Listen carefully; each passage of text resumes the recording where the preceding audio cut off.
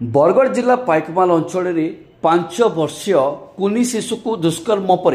हत्या घटना सारा अंचल में आलोड़न सृष्टि करिछि।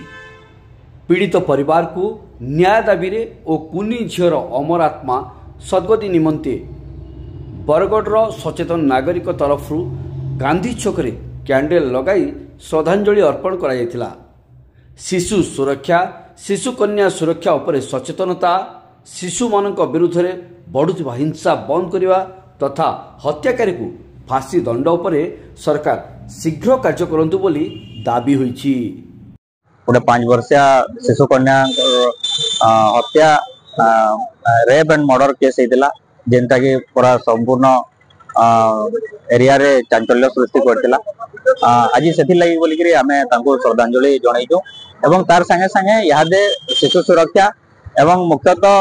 छोट छोट शिशु कन्या मान सुरक्षा के नहीं जेन बहुत बड़ गोटे प्रश्न उठी घटना पर से सब अभिभावक मान समस्त को आंदोलित करें। तो यादे जेन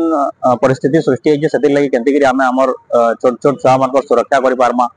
एवं आमर जेन शिशु कन्या मान अच्छा केंतिकी सुरक्षा कर पारमा से लगी गोटे बहुत बड़ आह्वान सृष्टि होइए। यादे जेन मान सरकार रे भी अच्छा तांको भी आमे अनुरोध करूछु जे सचेतनता सृष्टि करा जाऊ एटा के नहीं करी गाँ गाँ रे आ जेन हिसाब रे गोटे माने निशा द्रव्यर बहुत जोर चली जे यादे सेटा के केंतिकी कंट्रोल करा जिबा। आपण जानु प्रायतः सब निशा जनित घटना माने बेसी होउचे तार संगे संगे लोक मान को पूरा प्रारंभिक स्तर रो ही सचेतन करबार आवश्यकता पड़ी जे सेति लगी आज हम बरगढ़ रो सचेतन नागरिक माने गोटे कैंडल लाइट श्रद्धांजलि सभाटे करूँ से अमर आत्मार सद्गति कामना करूँ एवं केंतिकी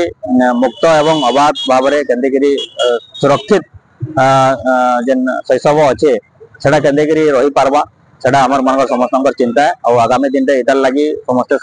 मिलित भाव में कार्यक्रम करवार आवश्यकता अच्छे एवं जेन माने भी अच्छा जे भी अपराधी है ये जाके तो अरेस्ट होइए कठोर कठोर दंड देवार लगी एवं तुरंत न्याय प्रक्रिया के संपन्न करवार लगी दाबी कर।